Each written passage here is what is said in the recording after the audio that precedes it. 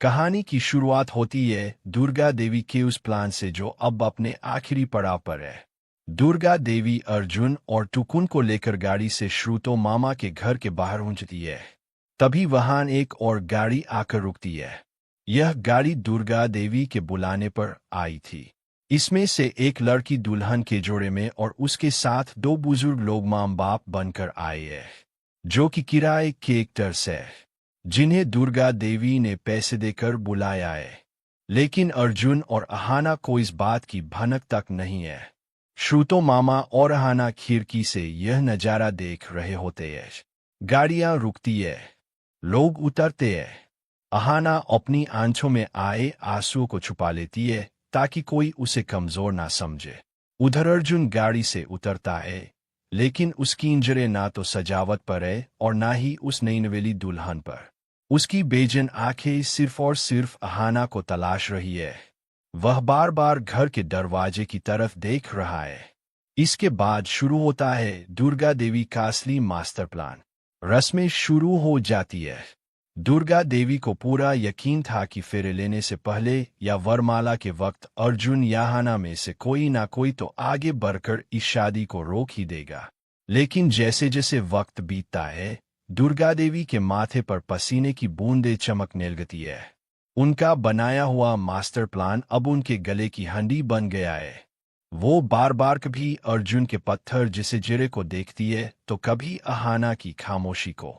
उनके दिल में तूफान चल रहा है। हे भगवान, यह दोनों चुप क्यों है? अर्जुन शादी के लिए मना क्यों नहीं कर रहा? अहाना दौड़कर इसे रोकती क्यों नहीं? अगर सच में अर्जुन ने गुस्से में आकर इस एकटर लड़की से शादी कर ली तो मेरी तो दुनिया ही उजड़ जाएगी, सब कुछ खत्म हो जाएगा। उधर अहाना मंडप के पास एक खंभे के सहारे खड़ी है। उसकी आंखों से लगातार आंसू बह रहे हैं, लेकिन उसके होंठ सिले हुए हैं। उसे लग रहा है कि अर्जुन अपनी खुशी से यह शादी कर रहा है, इसलिए वह उसके रास्ते का कांटा नहीं बनना चाहती। वह अपने प्यार की कुर्बानी दे रही है।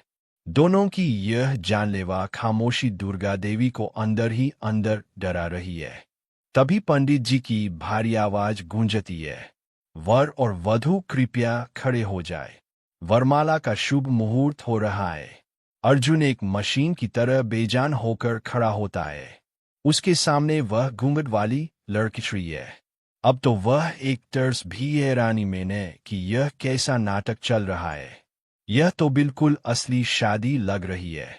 दूल्हा समुझ वरमाला पहनाने आ गया है, लेकिन पैसे मिले थे इसलिए वह अपना नाटक जारी रखते हैं। दोस्तों, अगर आपको भी अर्जुन और अहाना की जोड़ी अच्छी लगती है तो कमेंट में अर्जुन अहाना बेस जोड़ी ऐसा लिख दीजिए। अर्जुन वरमाला हाथ में लेता है। उसके हाथ कांप रहे हैं, जैसे वो फूलों की माला नहीं अंगारे उठा रहा हो। उसकी नजरें मंडप में चारों तरफ घूमती है और जाकर सीधे अहाना पर रुक जाती है। दोनों की नजरें मिलती है। अर्जुन की आंखें चीच चीच कर कह रही है, रोको मुझे अहाना, बस एक बार कह दो कि तुम मुझे चाहती हो, एक बार मेरा हक जता दो। लेकिन अहाना वो अपनी नजरें झुका लेती है। अर्जुन का दिल टूटकर बिखर जाता है। अब बारी आती है दुल्हन की। वहनकली दुल्हन अपने हाथ में वरमाला उठाती है और अर्जुन के गले में डालने के लिए आगे बढ़ती है। दुर्गा देवी की सांसें अटक जाती है। उन्हें लगता है कि आज अनर्थ हो जाएगा। श्रुतो मामा भी चिंता में पसीना पूंछ रहे हैं। माला अर्जुन के गले के बिल्कुल करीब पहुंच चुकी है और सबको लगता है कि खेल खत्म। लेकिन तभी एक जबरदस्त धमाका होता है। जैसे ही माला अर्जुन के कंधों को छूने वाली होती है, अर्जुन उस लड़की का हाथ हवा में ही पकड़ लेता है। बस बहुत हो गया। अर्जुन गुस्से में उस वरमाला को छीनकर हवन कुंड की आग में फेंक देता है। पूरा मंडप सन रह जाता है। अर्जुन अपनी गड़ी उतार कर जमीन पर पटकता है और शेर की तरह दहाड़ता है, मैं यह नहीं कर सकता, मैं ये शादी नहीं कर सकता मान। मैं अपनी और इस लड़की की दोनों की जिंदगी बर्बाद नहीं कर सकता। मैं किसी और का नहीं हो सकता। अर्जुन मंडप से नीचे उतरता है और सीजाना के पास जाता है। वो अहाना के दोनों कंधे पकड़कर उसे जोर से झिंझोड़ता है और रोते हुए कहता है, तुम चुप क्यों हो महाना, तुम देख रही हो मैं किसी और का होने जा रहा हूं और तुम्हें फर्क नहीं पड़ता क्यों?